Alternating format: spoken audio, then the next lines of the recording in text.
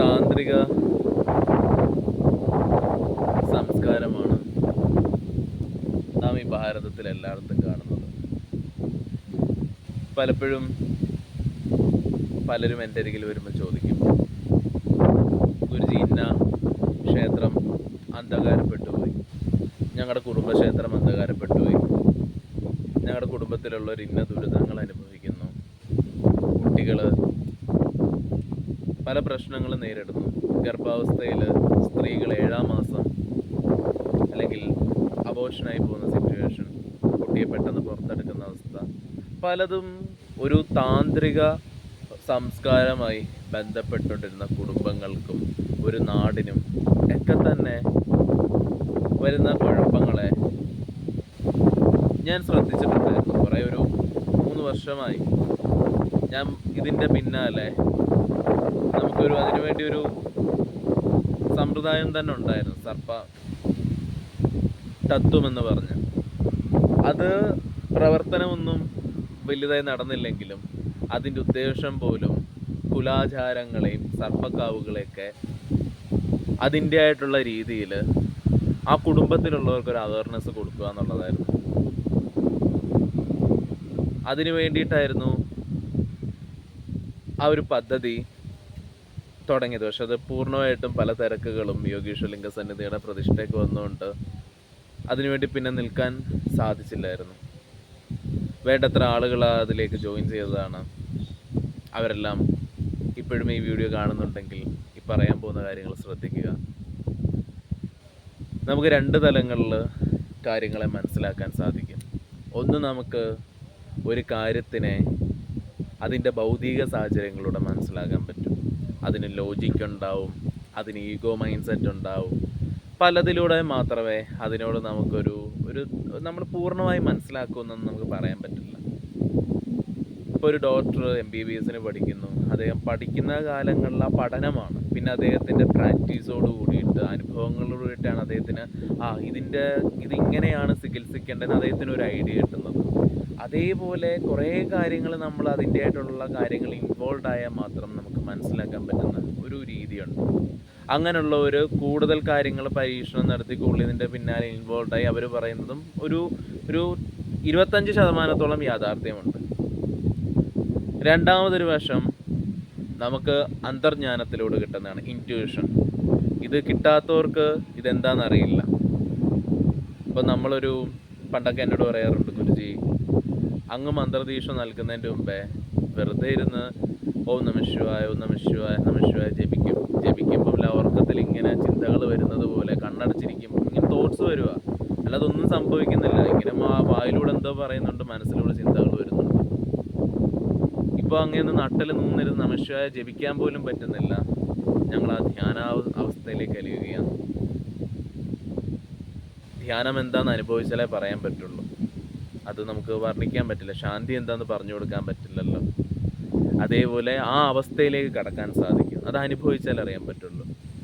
അതേപോലെ ജ്ഞാനം എന്ന് പറയുന്നൊരു രീതിയിൽ നാം ഈ താന്ത്രിക സംസ്കാരത്തെ അന്തർജ്ഞാനത്തിലൂടെ മനസ്സിലാക്കുമ്പോൾ ഇന്ന് കേരളത്തിലുള്ള ക്ഷേത്ര സമ്പ്രദായങ്ങളെല്ലാം തന്നെ അന്ധകാരപ്പെട്ടു പോകാനുള്ള മെയിൻ കാരണം അത് കൃത്യമില്ലാത്ത രീതിയിൽ അതിൻ്റെ പൂജാവശങ്ങൾ ഉണ്ടായിരിക്കുന്നത് കൊണ്ടാണ്. നാം സമാധി സ്ഥലങ്ങളിൽ ഒരു സാധകനോ ഒരു ആത്മീയ അന്വേഷിക്കോ വിമോചനം ആഗ്രഹിക്കുന്ന ആൾക്കാർക്ക് പോയി ധ്യാനിക്കാം, അവിടെ താമസിക്കാം. അങ്ങനെ ചെയ്തുകൊണ്ട് അവർക്ക് സെൽഫ് റിയലൈസേഷനെ കണ്ടെത്താം. അത് സമാധി സ്ഥലങ്ങളിൽ മാത്രം. ഗുരുവായൂർ, ശബരിമല, ആറ്റുകാല്, മധുര മീനാക്ഷി, തമിഴ്നാട് അതിൻ്റെ ഇടയ്ക്ക് കയറി ഒന്ന് ക്ഷമിക്കുക. എന്നാലും വടക്കുന്നാഥൻ, കാലടിയിലെ ശങ്കരാചാര്യരുടെ കാൽപാദങ്ങളുള്ള സ്ഥലം, ഇവിടെയൊക്കെ പ്യുവർ എനർജിയാണ്. നിങ്ങൾക്ക് റിസീവ് ചെയ്യാം, നിങ്ങൾക്ക് സാക്ഷാത്കാരം കിട്ടുമെന്നുള്ള ഒരു ഉറപ്പാണ്.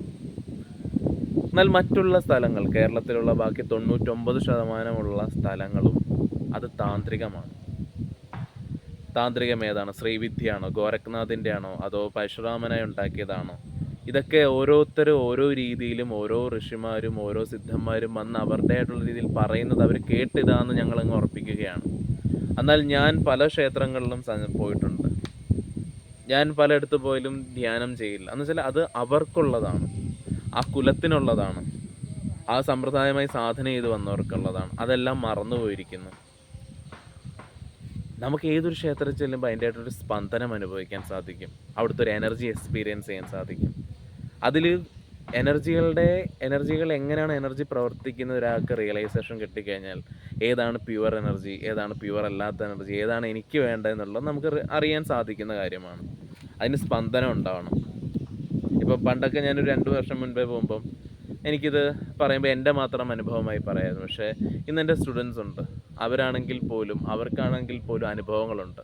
അവരൊക്കെ എത്രയോ വർഷങ്ങളോട് ക്ഷേത്രത്തിൽ ഇപ്പോൾ ഇന്ന് അവർ ഓരോ ക്ഷേത്രത്തിൽ ചെല്ലുമ്പോഴും അതിൻ്റെ എനർജി പറയും. ഇനി അവരെ കണ്ണ് കെട്ടിക്കൊണ്ട് ഓരോ ക്ഷേത്രങ്ങളിൽ പോയാലും അവർ ആദ്യം പോയ ക്ഷേത്രം ഏതാണെന്നും രണ്ടാമത് പോയ ക്ഷേത്രം ഏതാണെന്നും അവർക്ക് പറയാൻ സാധിക്കും. അവർക്ക് ആ സ്പന്ദനം കൊണ്ട് മനസ്സിലാക്കാൻ പറ്റും. ഓരോ ദേവതകൾക്കും അതിൻ്റെതായിട്ടുള്ള മന്ത്രം കൊണ്ടുള്ള ശക്തിയുണ്ട്. ഇപ്പോൾ ഒരു ഗുരു ഒരാൾക്ക് മന്ത്രദീക്ഷ കൊടുക്കുമ്പോൾ അത് മന്ത്രം കൊണ്ട് അവരെ കോൺസെൻട്രേറ്റഡ് ചെയ്യുകയാണ്. ആ മന്ത്രം അവർക്ക് ജപിക്കുമ്പം തന്നെ അവർക്ക് അതിനുള്ള ശക്തി കിട്ടും. അതേപോലെ ഒരു കല്ലിനെയാണെങ്കിൽ ഒരു മന്ത്രം കൊണ്ട്, ഒരു സങ്കല്പം കൊണ്ട് അതിനെ കോൺസെൻട്രേഷൻ ചെയ്തെടുക്കുന്നതാണ്. അതിൻ്റെ ആയിട്ടുള്ള ഊർജ്ജം നമുക്ക് അനുഭവിക്കാൻ പറ്റും. നമഃശിവായ മന്ത്രം പോലല്ല നാരായണ മന്ത്രം, നാരായണ മന്ത്രം പോലല്ല നാഗമന്ത്രം, നാഗമന്ത്രം പോലല്ല മുരുകമന്ത്രം, മുരുകമന്ത്രം പോലല്ല ഗണപതി മന്ത്രം. ഇതിനെല്ലാം അതിൻ്റെ ആയിട്ടുള്ള ആധാര ചക്രങ്ങളുടെ ഊർജ്ജത്തിന് വ്യത്യാസമുണ്ട്. പഞ്ചഭൂതങ്ങളിലുണ്ടായിരിക്കുന്ന അഗ്നിക്ക് എങ്ങനെയാണോ ചൂട്, അതേപോലെ തന്നെ കാറ്റിന് എങ്ങനെയാണോ ഉണ്ടാകുന്ന ഒരു തണുപ്പിൻ്റെ അനുഭൂതി, അല്ലെങ്കിൽ അതേപോലെ ജലത്തിലിറങ്ങുമ്പോൾ എന്താണ് ഉണ്ടാകുന്ന അനുഭവം, മണ്ണിൽ ഇറങ്ങി നടക്കുമ്പോൾ ഉണ്ടാകുന്ന അനുഭവം എന്താണ്, ഇതൊക്കെ നമ്മുടെ പഞ്ചേന്ദ്രിയങ്ങൾ വഴി നമുക്ക് മനസ്സിലാക്കാൻ പറ്റുന്ന പോലെ ആത്മാവിന് ഇതിൻ്റെ സൂക്ഷ്മതലങ്ങളുള്ള വശങ്ങളെ അനുഭവിക്കാൻ പറ്റും. അത് ആന്തരികപരമായി ഉണ്ടാകുന്ന അനുഭവത്തോടു കൂടി നമുക്ക് റിയലൈസേഷൻ ചെയ്യാൻ സാധിക്കും. നമ്മുടെ താന്ത്രിക സംസ്കാരത്തിൽ നമുക്ക് നഷ്ടപ്പെട്ടു പോയിരിക്കുന്നതിൻ്റെ ഒരു രീതിയും അതറിയാതെ പൂജകൾ ചെയ്യുന്നത് കൊണ്ടാണ്. അതിൻ്റെ രീതികളും വിധിപ്രകാരങ്ങളുമായിട്ടൊന്നുമല്ല കാര്യങ്ങൾ കൈകാര്യം ചെയ്തുകൊണ്ട് വന്ന് പലയിടത്തും ചെല്ലുമ്പോൾ മനസ്സിലാക്കുന്നുണ്ട് ഈ കാര്യം. എസ്പെഷ്യലി മലബാർ ഭാഗത്ത്. മലബാറിൻ്റെയൊക്കെ സമ്പ്രദായ രീതി തന്നെ വ്യത്യാസമാണ്. അവിടെയൊക്കെ പലയിടങ്ങളിലും സാത്വികമായുള്ള പൂജകൾ കാണുന്നു. ഈ സാത്വിക പൂജകൾ നല്ലത് തന്നെയാണ്. പക്ഷേ ആ ദേവത എന്താണെന്നും ആ ദേവൻ എന്താണെന്നും അറിഞ്ഞുകൊണ്ട് ചെയ്യണം.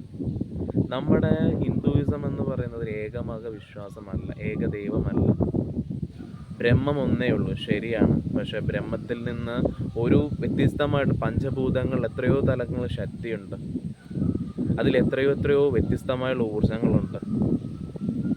ആ ഏകത്തിലേക്ക് പോകാൻ ഒറ്റയടിക്ക് വണ്ടി വിളിച്ച് പോകാൻ പറ്റില്ല. മറ്റേ ഏതൊക്കെയോ മെഡിറ്റേഷൻ സെൻറ്ററിൽ നേരിട്ട് ബ്രഹ്മലോകത്തിൽ പോയിട്ട് തിരിച്ചു വരുന്നത് പോലെ, ആരൊക്കെ ബാബയൊക്കെ കണ്ടിട്ട് വരുന്നത് പോലെ, അങ്ങനെയൊന്നും പറ്റില്ല. എൻ്റെ അടുത്ത് ഒരാൾ പറഞ്ഞു, അതുകൊണ്ട് ഞാനിത് പറയുന്നത്. അല്ലെങ്കിൽ കൃഷ്ണനെ മാത്രം വിളിച്ചിരുന്നാൽ പറ്റത്തില്ല. അതിൻ്റെതായിട്ടുള്ള കുറേ കാര്യങ്ങളുണ്ട്. നമുക്ക് എല്ലാ വഴികളും ഉപയോഗിച്ചേ പറ്റുള്ളൂ നമ്മുടെ സാക്ഷാത്കാരത്തിന്. അപ്പോൾ ഏകമത വിശ്വാസമല്ല നമുക്ക് ഒന്നേ ഉള്ളൂ, അല്ലെങ്കിൽ അങ്ങനല്ല. നമുക്ക് എല്ലാ വഴികളിലൂടെയും മാത്രമേ അത് സാധ്യമാക്കാൻ പറ്റുള്ളൂ. നമ്മുടെ ഒരു താന്ത്രിക സംസ്കാരത്തിൽ നമ്മുടെ കുലദൈവങ്ങളും നമ്മുടെ സർപ്പക്കാവുകളും ഇതൊക്കെ അന്ധകാരമാണ്. ഇവിടുത്തെയൊക്കെ സ്പന്ദനം ഇപ്പം വളരെ കുറവാണ്. പല കുലദേവത ക്ഷേത്രങ്ങളുടെയും ആദ്യമുണ്ടായ ആചാരം വാമാചാരമാണ്. കാവുകളും അതിനെ പറ്റിയുള്ള ആചാര രീതികളുമായിരുന്നു. അതിനുശേഷം അതിൽ തന്നെ കുലപരമായുണ്ടായ ആചാരങ്ങളുണ്ടായി, കുലദേവതകളുണ്ടായി, ഒരു കമ്മ്യൂണിറ്റി ഉണ്ടായി. പിന്നാണ് ഈ വരുത്തന്മാരായിട്ടുള്ള നമ്പൂതിരിമാരൊക്കെ ഇവിടെ വരുന്നത്. നിങ്ങൾക്കറിയാം ചരിത്രം. അവരെ കൊണ്ടുവരികയും അവരവരുടെ വംശത്തെ നിലനിർത്താൻ പല ജാതിയിൽപ്പെട്ടവരെയും വിവാഹം കഴിക്കുകയും അങ്ങനെയാണ് ഒരു കമ്മ്യൂണിറ്റി ഉണ്ടായി വന്നത്. അല്ലാതെ ബ്രാഹ്മണന്മാർ മാത്രമല്ല ക്ഷേത്രത്തെ പൂജ ചെയ്തുകൊണ്ടിരുന്നത്. ബ്രാഹ്മണൻ പൂനൂലിട്ട ആളല്ല. ശങ്കരൻ പറഞ്ഞിട്ടുണ്ട്, ജനിക്കുന്നവരെല്ലാം ശൂദ്രന്മാരായാണ് ജനിക്കുന്നത്. ക്വാളിറ്റി കൊണ്ട് മാത്രമാണ്, ബ്രഹ്മചാര്യം കൊണ്ടും അതേപോലെ തന്നെ സാധന കൊണ്ടും മാത്രമാണ് ഒരു വ്യക്തി ഒരു ബ്രാഹ്മണനാകുന്നത്, സാത്വിക സ്വഭാവത്തിലൂടെ. അതിന് പൂനൂലിട്ട് ജനിക്കുമ്പോൾ തന്നെ പൂനൂല് കൊണ്ടൊന്നും ആരും വരുന്നില്ല ഇവിടെ. അങ്ങനെയുള്ളവരുടെ കയ്യിലല്ല ക്ഷേത്ര സമ്പ്രദായ രീതിയിൽ. അത് അവർ ചെയ്യുന്നത് നല്ലതാണ്. പല ക്ഷേത്രങ്ങളും അവർ പൊന്നുപോലെ കേൾക്കുന്നുണ്ട്. എന്നാലൊരു കാര്യമുള്ളൂ, എനിക്കൊരു കാര്യം ഉറപ്പാണ്, നമ്മുടെ ക്ഷേത്രങ്ങൾ ഈ രീതിയിൽ പോവുകയാണെങ്കിൽ ഗുരുവായൂർ അമ്പലവും ശബരിമലയും ആറ്റുകാലും ഒക്കെ ഇങ്ങനത്തെ ഒരു രീതിയിൽ കടന്നു പോവുകയാണെങ്കിൽ ഇതൊന്നും ആത്മസാക്ഷാത്കാരത്തിലേക്ക് പോകുന്ന ഒരു വ്യക്തികൾക്ക് ഉപകാരപ്പെടില്ല എന്നുള്ളത്. ഒന്നാമത്തെ കാര്യം, ഈ തന്ത്രങ്ങളിൽ കേരളത്തിലുണ്ടായിരിക്കുന്ന എല്ലാ താന്ത്രികങ്ങളും രണ്ട് വശങ്ങളാണ്. ഒന്ന് ട്രൈബ് കമ്മ്യൂണിറ്റിയിൽ നിന്നുണ്ടായിരിക്കുന്നതാണ്, ആദിവാസി വിഭാഗം, മലവിഭാഗങ്ങൾ, ഇവിടെ നിന്നൊക്കെ ഉണ്ടായിരിക്കുന്ന പൂജകളാണ് എല്ലായിടത്തും ചെയ്യേണ്ടതായിട്ടുള്ളത്.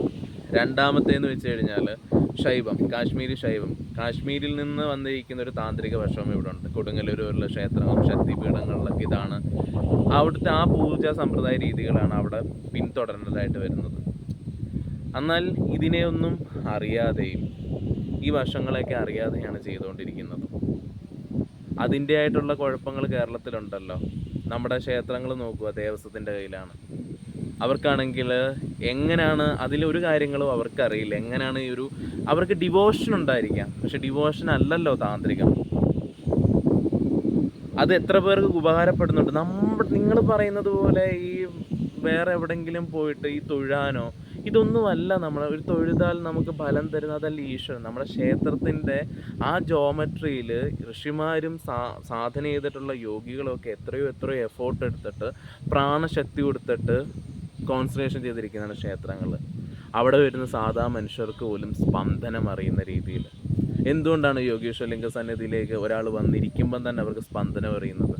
അത് ആ രീതിയിലാണ് കോൺസെൻട്രേഷൻ ചെയ്തിരിക്കുന്നത്. ഞാനും ഒരു ഗുരു പരമ്പരയിലുള്ള ഒരാളാണ്. ആ ഒരു വിദ്യയാണ് ഞാൻ അവിടെ ചെയ്തിരിക്കുന്നത്. അതേപോലെ ഉയർന്ന യോഗികൾ സൃഷ്ടിച്ചിരിക്കുന്ന കാവുകളും കുലദേവതാ ക്ഷേത്രങ്ങളും അതേപോലുള്ള കാര്യങ്ങളൊക്കെ അതേ ഊർജമുണ്ട്. പക്ഷെ അതെല്ലാം അതിൻ്റെ ആയിട്ടുള്ള വശങ്ങളിലേക്കല്ല കടന്നു പോകുന്നത്. പൂജാ സമ്പ്രദായങ്ങൾ മാറുമ്പം ദേവതാ ശക്തികൾ അവിടെ നിന്ന് മയങ്ങി, അതിന് ആ ചലനമുണ്ടാക്കാൻ സാധിക്കില്ല. നമ്മുടെ ഒരു താന്ത്രികപരമായി ഒരാളൊരു 10 സെൻറ്റ് സ്ഥലത്തിൽ എന്തെങ്കിലും കാര്യങ്ങൾ ചെയ്യുന്നു. അവിടുന്ന് ഒരു പുഷ്പം എടുത്തുകൊണ്ട് പറിച്ചുകൊണ്ട് പോയാൽ പോലും ആ പറിച്ചുകൊണ്ട് പോകുന്നവൻ അധികം ദിവസം ആ പൂ കൊണ്ട് പോവില്ല. ആ പൂ പറിച്ച് അതിനുള്ള ദോഷങ്ങൾ അറിയാൻ പറ്റും. കയ്യിൽ ചൊറിച്ചിൽ വരും, അല്ലെങ്കിൽ അതിൻ്റെ ആയിട്ടുള്ള കൊണ്ടുവന്നൊരിക്കൽ ദോഷം. അത് താന്ത്രികപരമായ ഒരു ലാൻഡിനെ പോലും സംരക്ഷിച്ചൊരു മണ്ണാണ് നമ്മുടെ കേരളം. ഇത്രയും പറഞ്ഞു വന്നതിൻ്റെ ഉദ്ദേശം പോലും ഇതെല്ലാം ഒരു രക്ഷാ കവചം പോലെ ഓരോ മണ്ണിലും അവരുടേതായിട്ടുള്ള വർഷിപ്പ് ചെയ്തവരതായിട്ട് ഇതാക്കിയിട്ടുണ്ട്. ഇന്ന് എത്ര പേർക്ക് ഇത് പറഞ്ഞു തരാൻ പറ്റുമെന്നറിയില്ല, പക്ഷേ എനിക്ക് സാധിക്കും. നിങ്ങൾക്ക് കുറച്ച് പേർക്ക് താല്പര്യമുണ്ടെങ്കിൽ ഫ്രീ ആയിട്ട്, വളരെ സൗജന്യമായിട്ട് ഒരു വോളണ്ടിങ് പോലെ പല കാവുകളും കുലദേവത സംസ്കാരങ്ങളും ക്ഷേത്ര സമ്പ്രദായ രീതിയും അതാതായിട്ടുള്ള ഊർജത്തിന് പറ്റുന്ന രീതിയിൽ എങ്ങനെയാണ് ക്രമീകരിച്ച് ഏത് രീതിയിലാണ് ഓരോ കാവുകളും സംരക്ഷിച്ചുകൊണ്ട് പോകേണ്ടത്, അതിന് എന്തൊക്കെ പൂജാ രീതികളാണ് വേണ്ടതെന്നുള്ളത് ഞാൻ നിങ്ങൾക്ക് പറഞ്ഞു നൽകാം. ഒപ്പം കുറച്ച് പേര് വോളണ്ടിങ് ആയിട്ട് നിൽക്കുന്നുണ്ടെങ്കിൽ നമുക്ക് ഈ ഒരു കാര്യം പല കാവുകളുടെയും ആ പഴയ സ്പന്ദനം തിരിച്ചെടുക്കാൻ നോക്കാം. ഓരോ നാടിനും ഓരോ മണ്ണിനും ആത്മസാക്ഷാത്കാരം കൊണ്ടുവരാൻ പറ്റുന്ന വളരെ എളുപ്പമായ മാർഗമാണിത്. ധ്യാനം എന്താണെന്ന് പെട്ടെന്ന് അനുഭവിച്ചറിയാനായിട്ടുള്ളൊരു വിധിയാണിത്. അതിന് നമുക്ക് പരിശ്രമിക്കാം. നമ്മുടെ കേരളത്തിൻ്റെ ഈ ഒരു താന്ത്രിക വശത്തിനെ നമുക്ക് അതിൻ്റെ ആയിട്ടുള്ള എങ്ങനെയാണോ ഇത് ഉണ്ടായിരുന്നത് അതേപോലെ നമുക്കത് കൊണ്ടുവരാൻ ശ്രമിക്കാം ഒരുമിച്ച്. ഞാൻ ഡിസ്ക്രിപ്ഷൻ ബോക്സിൽ ഇതിനു വേണ്ടി ഒരു ഗ്രൂപ്പ് തുടങ്ങുന്നുണ്ട്. അതിൽ ഈ ഒരു സംരക്ഷണത്തിൻ്റെ ഭാഗമായിട്ട് പങ്കെടുക്കാനായിട്ടുള്ളൊരു ജോയിൻ ചെയ്യുക. ബാക്കിയുള്ള കാര്യങ്ങളെല്ലാം ഗൂഗിൾ മീറ്റിലൂടെ നമുക്ക് സംസാരിക്കാം. നമസ്കാരം.